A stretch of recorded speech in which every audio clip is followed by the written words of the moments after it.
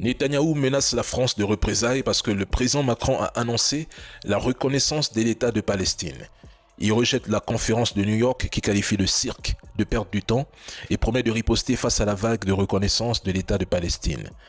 Donald Trump, lui, dénonce cette reconnaissance qu'il décrit comme une récompense offerte au Hamas.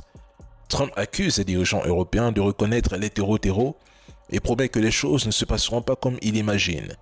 L'administration américaine met également en garde contre de possibles conséquences pour quiconque prendra des mesures hostiles à Israël, y compris la France, dont le président Emmanuel Macron accueille aujourd'hui le sommet de New York aux côtés de l'Arabie Saoudite.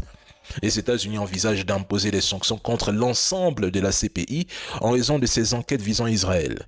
Trump exige que ces enquêtes prennent fin cette semaine, sinon la CPI sera sanctionnée. Netanyahou envisage même des sanctions bilatérales ciblées contre Paris dès son retour et l'Arabie Saoudite appelle tous les pays à reconnaître officiellement la Palestine. Le président Macron rayonne, les projecteurs sont braqués sur lui comme il les aime, c'est bien. Il sait pourtant que ça ne changera rien. Ce sommet n'aura sans doute aucun impact sur le terrain.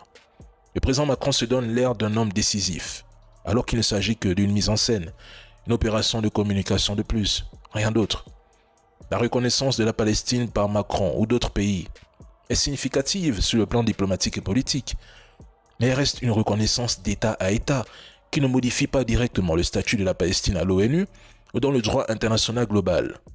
Pour un changement majeur, il faudra une décision du Conseil de sécurité, ce qui est actuellement bloqué par le veto des États-Unis. Et même, pourquoi reconnaître un État palestinien aujourd'hui?